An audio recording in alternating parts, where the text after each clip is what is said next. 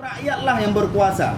Hari ini rakyat Aceh Barat telah memilih pemimpin pemerintahan Aceh Barat selama 5 tahun ke depan.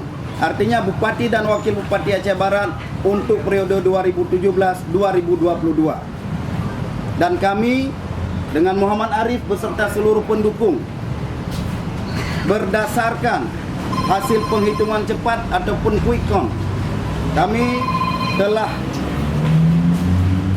mensesuaikan dengan C1 yang kami dapatkan dari seluruh TPS, dari seluruh saksi-saksi kami di lapangan.